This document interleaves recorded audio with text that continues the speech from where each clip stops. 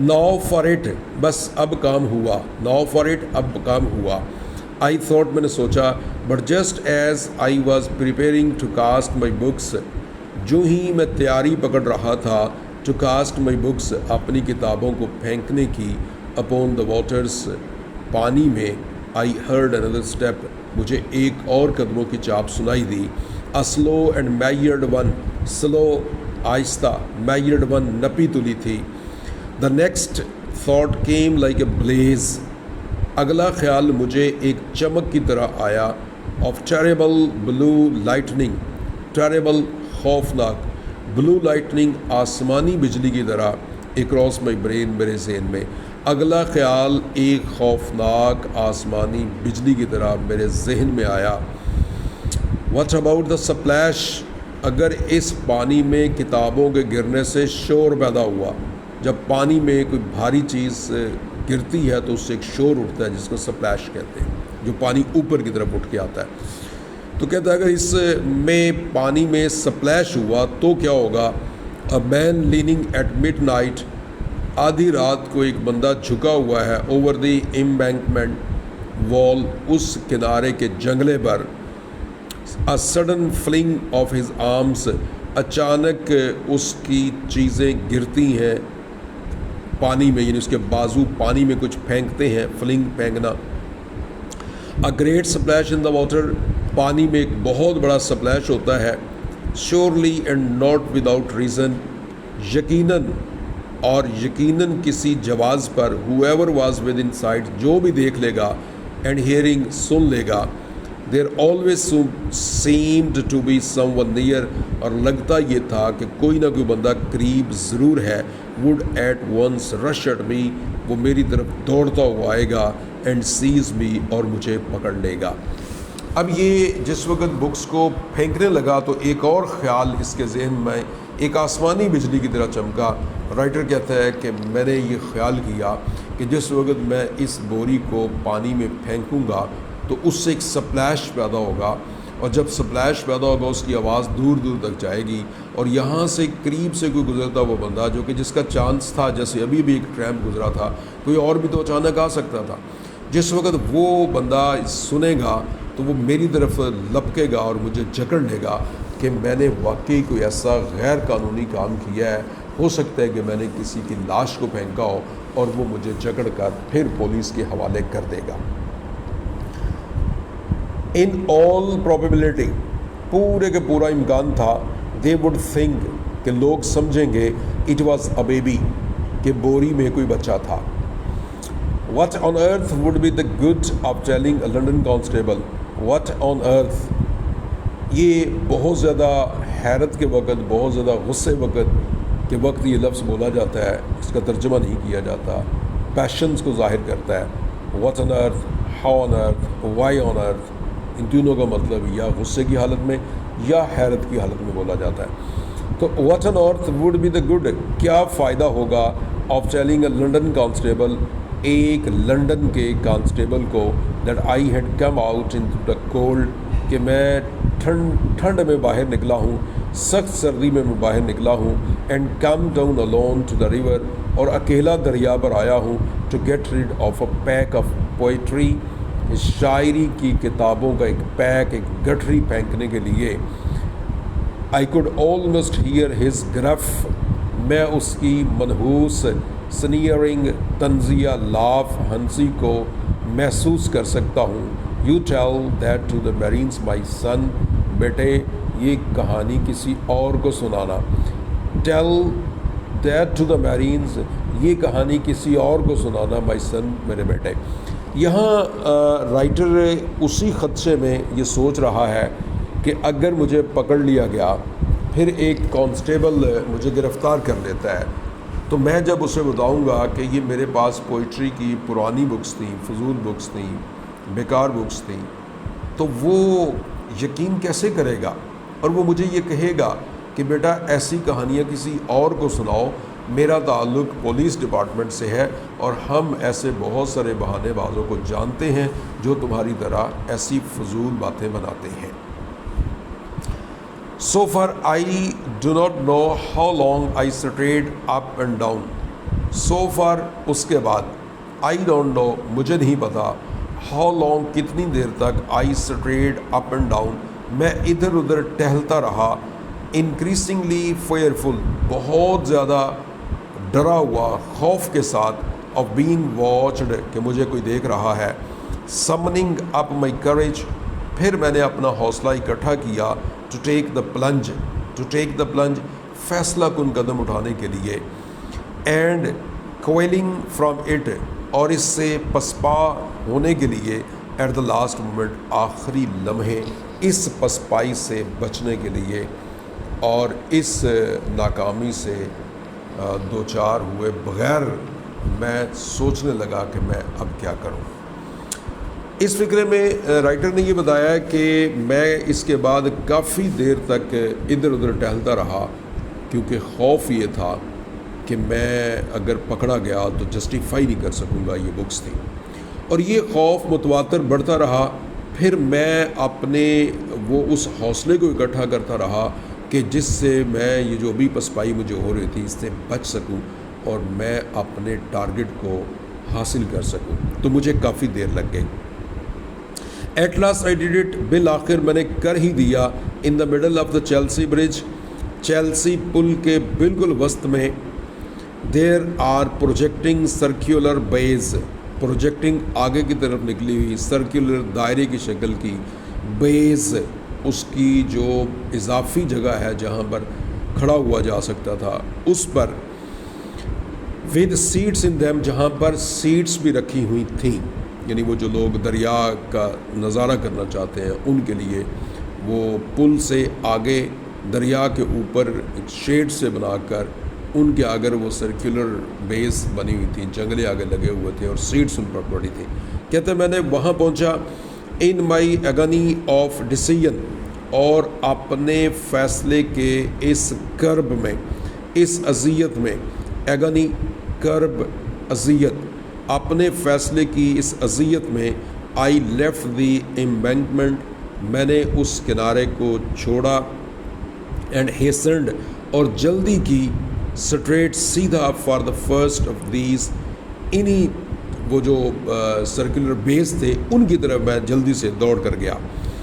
When I reached جب میں وہاں پہنچا آئی نیلٹ آن دا سیٹ میں اس سیٹ پر جھکا لکنگ اوور ادھر ادھر دیکھتے ہوئے آئی ہیزیٹیٹڈ اگین پھر میں ہچکچا گیا but I had reach the turning point لیکن اب میں ایک فیصلہ کن مرحلے میں پہنچ چکا تھا. ان لائنز میں رائٹر کہتا ہے کہ جب میں کافی دیر تک اس تذبذب کا شکار رہا اور فیصلہ نہ کر پایا کہ میں اب کیا کروں خوف میرا متواتر بڑھتا رہا تو بالآخر میں نے ہمت اکٹھی کی اور میں اس جنگلے سے آگے اس بے کی طرف چلا گیا جہاں پر سیٹس بنی ہوتی ہیں اور وہاں جا کر کھڑا ہو کر رک کر میں نے پھر ایک دفعہ جائزہ لیا ادھر ادھر دیکھا اور بالآخر جو ٹرننگ پوائنٹ تھا وہ آ چکا تھا. فیصلہ کن گھڑی آ چکی تھی. کتابوں سے جان چھڑانے کا وقت ہوا چاہتا تھا.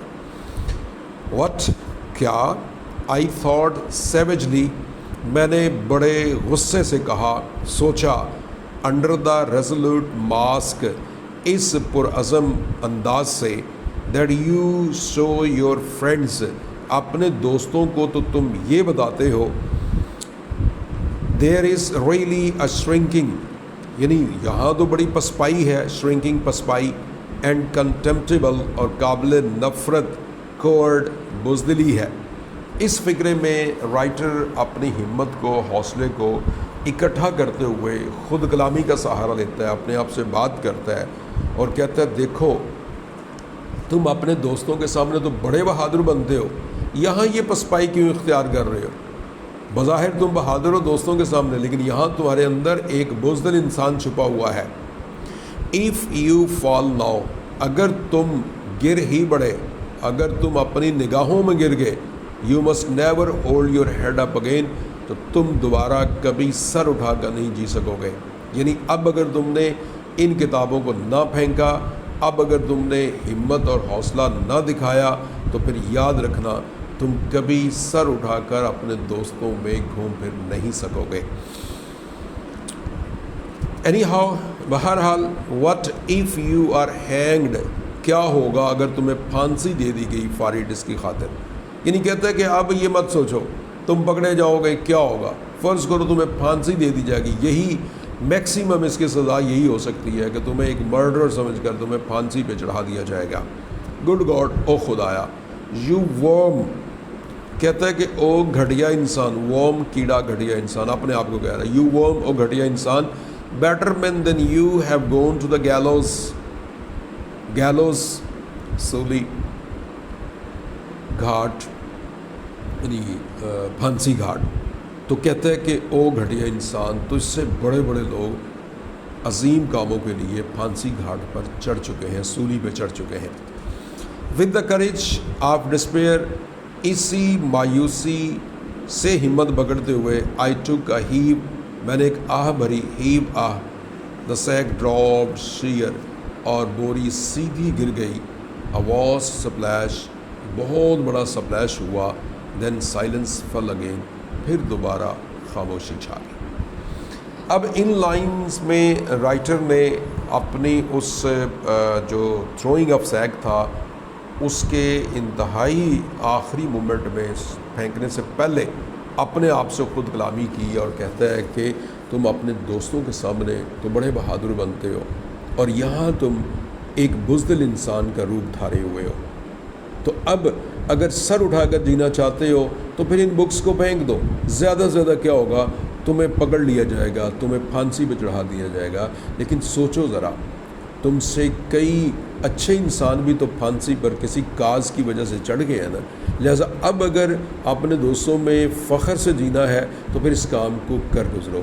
یہ سوچ کر ہمت اس نے باندھی اور اس بوری کو پھینک دیا. ایک بہت بڑا سپلیش ہوا, اور سپلیش کے بعد پھر اسی طرح جیسے پہلے خاموشی چھائی ہوئی تھی ایسے ہی پھر خاموشی چھا گئی.